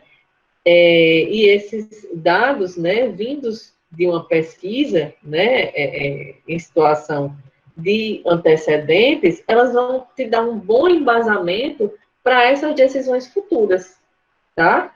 Então, é uma técnica bem interessante que vocês podem sim utilizar já desde o início do projeto para fazer esse complemento para análise de similares, análise diacrônica, porque ela vai te dar uma visão do futuro e vai fazer com que você pense nas fases do seu produto dentro do mercado e que você não perca esse bonde andando, né? Você sempre sabe, opa, aqui é o momento de eu fazer tal coisa e eu vou manter esse meu produto aí na maturidade o maior tempo possível. Dentro desse ciclo de vida do produto, né, a gente tem algumas categorias que são especiais, porque elas apresentam algumas curvas um pouco diferenciadas dessa mais comum, que a gente geralmente encontra num contexto mais geral de produtos, né? que são as curvas do ciclo de vida de estilo, de moda e de modismo, certo? Então, aqui, por exemplo, numa curva do estilo de produto, né, é um modo de expressão básico, diferenciado, que surge da atividade humana, e que tem um estilo específico, né, como, por exemplo, a gente tem esses estilos que a gente vê na arquitetura, ou, de repente, estilos de investimento, né, e de mobiliários, mas a gente tem um estilo específico e muitas vezes esse estilo vai e volta, né, como um estilo que é requerido por esses usuários e clientes, né? Então, eu tenho uma curva, ó, que ela tem o seu início, ela vem na maturidade, ela tem um declínio, mas depois ela volta, né? Por quê? Porque são estilos que eles nunca deixam de existir por completo, né? E vários elementos que são criados, vários objetos que são criados, eles têm, às vezes, né, características ligadas a esses estilos de expressão, né, da atividade humana. Eu coloquei aqui uma cadeira de Sérgio Matos, né, como exemplo, uma cadeira que é feita com colher de pau, que é um estilo que remete à cultura nordestina, né, mas de uma forma bem contemporânea, né, e que às vezes a gente vê que é um estilo que às vezes está em alta no mercado, mas às vezes está mais em baixa, né, mas ele teria uma curva assim, de vai e volta. Já a moda, como ela não está ligada, geralmente, né, a nenhum estilo desses mais clássicos e universais, né, ela geralmente é um estilo mais popular e ele é aceito por determinada parcela, né, das pessoas e passa por 3 momentos distintos, né, como ele coloca aí, a emulação, massificação e declínio, ou seja, inserção no mercado, né, onde todo mundo está usando e de repente ninguém usa mais, né? Eu não sei se vocês lembram, não sei se é do tempo de vocês, né, ou vocês eram crianças nessa época, mas eu lembro de uma época que era uma moda danada usar umas calças listradas, preta e branca. Alguém lembra dessa moda? Eu lembro, porque foi o auge dessa moda. Você já ouviu falar no São João de Campina Grande, né? É o maior do mundo. Não é o de Caruaru, é o de Campina Grande. E eu lembro que era o auge dessas calças que eram listradas, né? E eu lembro um dia que eu fui para o Parque do Povo, no São João, e todo mundo, praticamente, todas as mulheres estavam usando essa calça. Parecia um monte de zebra. Minha gente, pelo amor de Deus. Aí todo mundo tinha essa calça, todo mundo, todo mundo, todo mundo. Graças a Deus eu não caí nessa. Obrigado, Senhor. Essa não. Porque eu olhava assim e disse, meu Deus do céu. Era todos os cosplay de Beetlejuice. Era desse modelo. E aí foi essa febre e depois pronto. Passou, ninguém mais usou. Né? Então, realmente foi uma questão, uma exceção de moda, né, em uma determinada época, que todo mundo usou, teve aquela massificação, né, todo mundo aderiu, mas depois ninguém quis mais. E tem ainda, né, o modismo, que é um estilo súbito, que é cheio de entusiasmo, como está colocado aí, mas por ser muito diferente, tem um pico específico de consumo e ele tem um declínio muito rápido, como está na curva aqui, né? Eu coloquei aí como exemplo esses sapatos aí bem diferentes, né? Que por um desfile de moda, um determinada influência pode ter aí um pico aí de vendas, mas que pouco tempo depois ele já sai aí do modismo, né?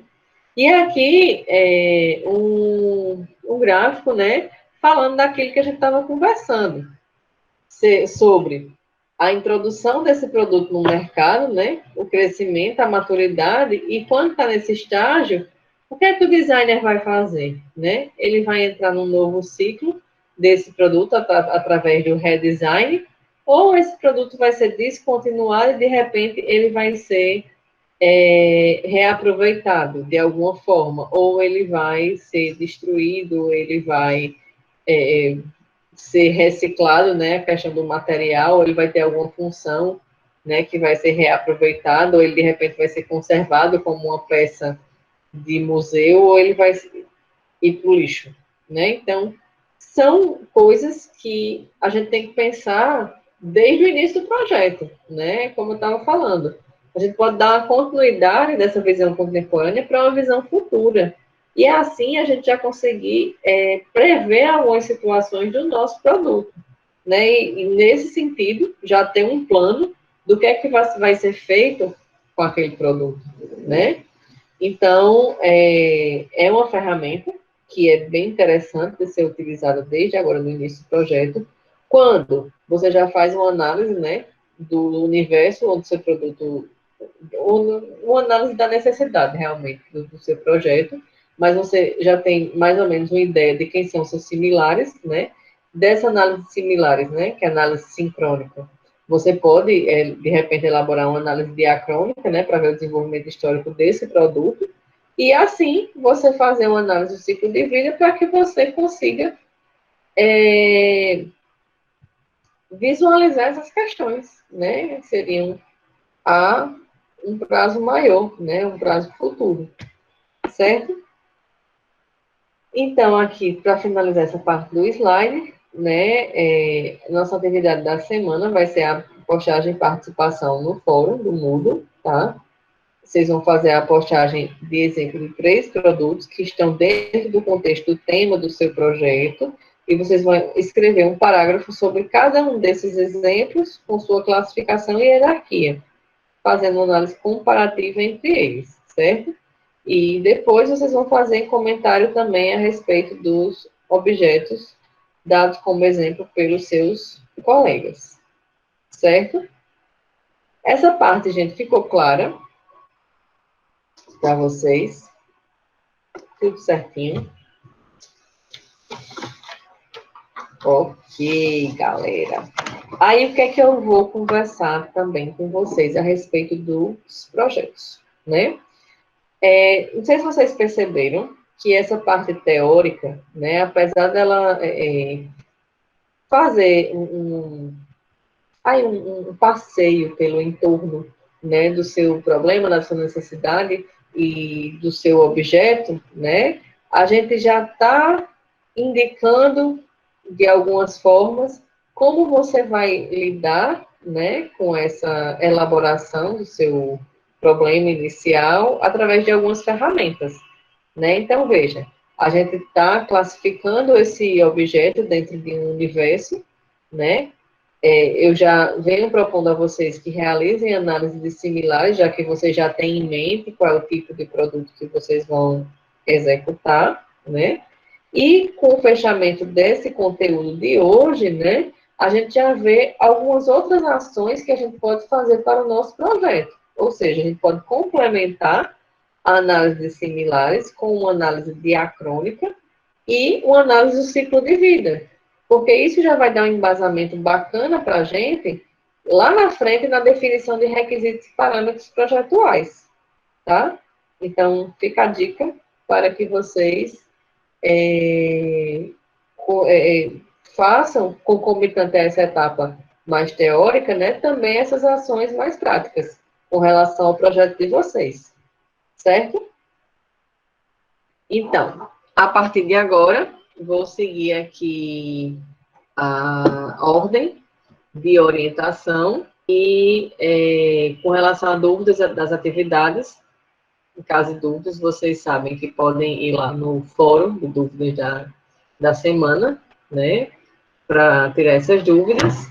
E eu coloquei lá os slides das aulas para que vocês possam consultar também. Mas tem também os materiais complementares que vocês podem estar consultando, né, de livros, de artigos, para estar executando essas tarefas, certo? Saibam, lembrem que, em paralelo a essa parte, como eu falei, a gente está já fazendo a parte executiva do projeto na fase informativa, né? Quando a gente está levantando alguns dados a respeito de antecedentes do nosso produto, e isso vai basear nossas decisões projetuais com os requisitos e parâmetros, tá? Então, é importante que vocês não deixem isso para a última hora e que vocês já sigam fazendo, certo? Então, dúvidas, vai lá no fórum, no Moodle, lembrando que temos a atividade da semana, não acumulem, tá? E vamos agora para as orientações.